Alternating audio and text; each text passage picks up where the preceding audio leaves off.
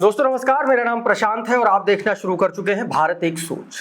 दोस्तों, उत्तर प्रदेश की भारतीय जनता पार्टी की सरकार में इस बात का दम भरा जाता है कि उसकी सरकार में यूपी में लॉ एंड ऑर्डर जो है वो बहुत चुस्त और दुरुस्त है। लेकिन दोस्तों, हाल फिलहाल की जो तस्वीरें निकल करके सामने आ रही हैं उनसे ऐसा लगता नहीं है। तमाम सारे जो रिमोट एरियाज हैं उनकी बात आप छोड़ दीजिए, राजधानी लखनऊ में लोग सुरक्षित नहीं हैं, वो भी पुलिस के हाथों मारे जा रहे हैं। ये बात मैं नहीं कह रहा हूं, ये दावा मैं नहीं कर रहा हूं, ना मैं ये आरोप लगा रहा हूं। ये आरोप उस व्यक्ति के परिवार वाले लगा रहे हैं, उस व्यक्ति की पत्नी लगा रही है जिसकी पुलिस कस्टडी में मौत हो गई। घटना शुक्रवार की शाम की है साथियों, और शुक्रवार को एक अमन नाम का युवक, अमन नाम का व्यक्ति जो दलित कम्युनिटी से आता है, वो अपने घर से थोड़ी दूर पर टहलने के लिए जाता है। बकौल उसकी पत्नी रोशनी के मुताबिक कि अमन जो है टहलने जाते हैं। लेकिन थोड़ी देर बाद पुलिस वहां आती है, अमन को अरेस्ट करती है, और ना सिर्फ अरेस्ट करती है बल्कि अमन को मारती है, पीटती है, और जिसके बाद अमन बेहोश हो जाते हैं और अमन की मौत हो जाती है। यह आरोप अमन गौतम की पत्नी के हैं। मैं आपको आज के इस वीडियो में ये घटना पूरा सिलसिलेवार तरीके से बताऊंगा और आपको बताऊंगा कि इस पूरे मामले में अखिलेश यादव और समाजवादी पार्टी ने अब बहुत जोर शोर से मोर्चा संभालने का ऐलान कर दिया है।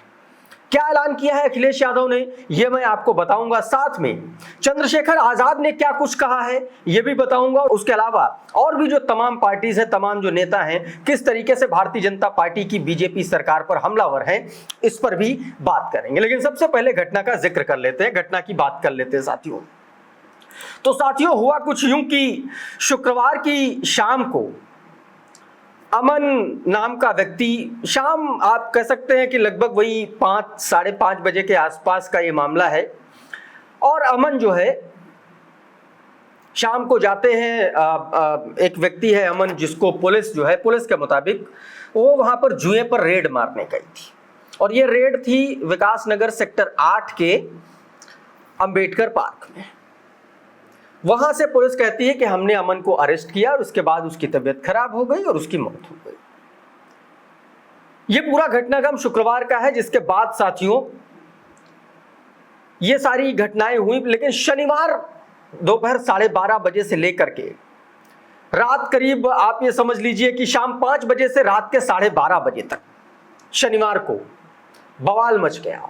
परिवार वाले आक्रोशित हो गए, इलाके के लोग आक्रोशित हो गए पुलिस की इस कार्यप्रणाली पर कि आखिर पुलिस को यह अधिकार किसने दे दिया कि वो किसी को मारे पीटे और उस मारपीट की वजह से उसकी जान चली जाए। परिवार वाले धरने पर बैठ गए, प्रदर्शन करने लगे, शव रख करके जबरदस्त जोरदार प्रदर्शन किया, और कहा गया कि पुलिस वालों ने हत्या की है अमन गौतम की। अब इस हत्या के विरोध में साथियों समाजवादी पार्टी सबसे पहले आई, चंद्रशेखर आजाद भी आए इसके विरोध में। न सिर्फ आए बल्कि चंद्रशेखर आजाद घर गए।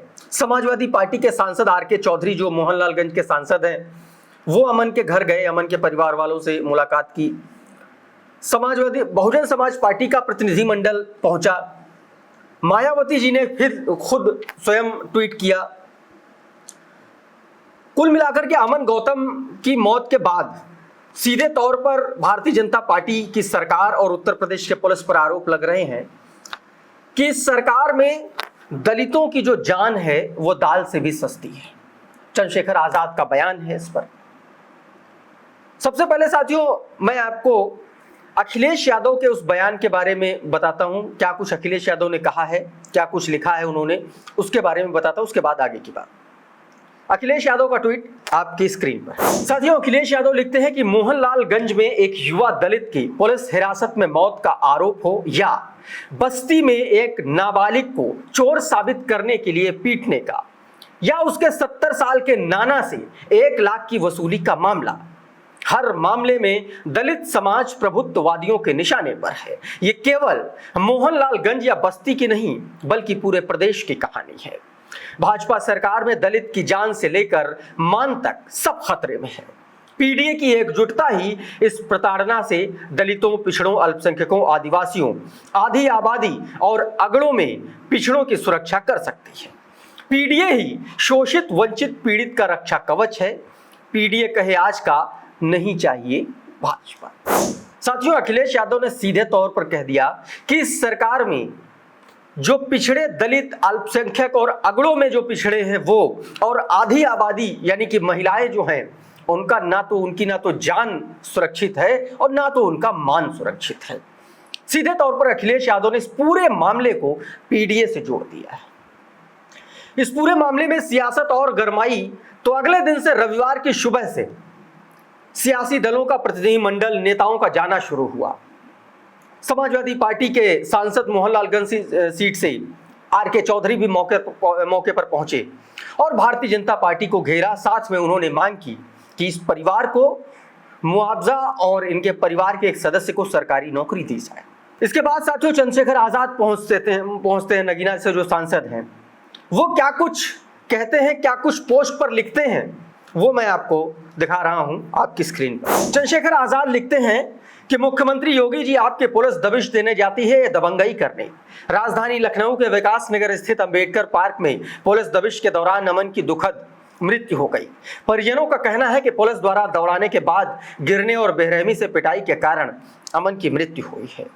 यह घटना बेहद दुखद और चिंताजनक है। डीजीपी यूपी इस मामले की निष्पक्ष जांच करे। और इसके बाद साथियों इस ट्वीट को करने के बाद चंद्रशेखर आजाद पहुंच जाते हैं, परिवार वालों से मुलाकात करते हैं और 50 लाख रुपए मुआवजा देने की मांग करते हैं।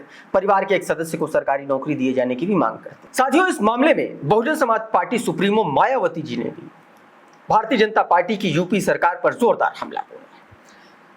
मायावती जी ने क्या कुछ हमला बोला है आपकी स्क्रीन पर। मायावती जी अपने ट्वीट में लिखती है कि यूपी की राजधानी लखनऊ में मोहल्ला गंजरहापुरवा स्थित डॉक्टर भीमराव अंबेडकर पार्क में घूमने गए दलित युवक के साथ कल शाम पुलिस की बर्बरता से हुई मौत की घटना अति दुखद है।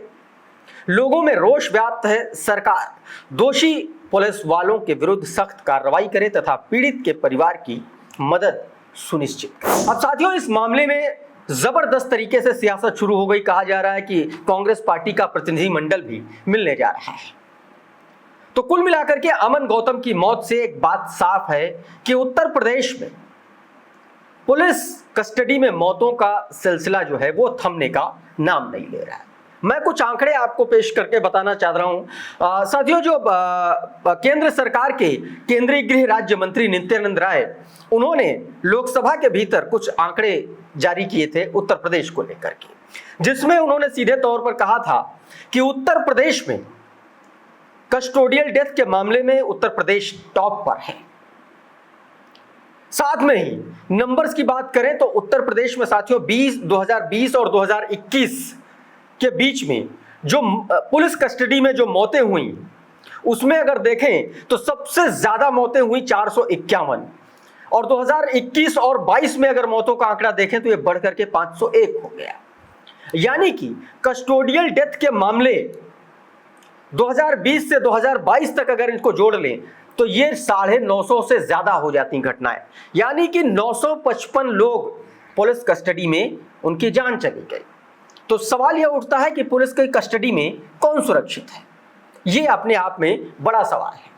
लेकिन इस पूरे मामले पर अब समाजवादी पार्टी आर पार के मूड में दिख रही है। अखिलेश यादव ने सीधे तौर पर पीडीए से जुड़े जितने भी लोग हैं उनके खिलाफ अगर कोई भी जोर या ज्यादती होती या कोई भी ऐसी घटना होती है तो उसके खिलाफ समाजवादी पार्टी मजबूती के साथ खड़ी हुई नजर आएगी। तो अभी के इस वीडियो में साथियों इतना ही। बहुत बहुत शुक्रिया, बहुत बहुत धन्यवाद। आप जुड़े रहिए भारत एक सोच के साथ। नमस्कार।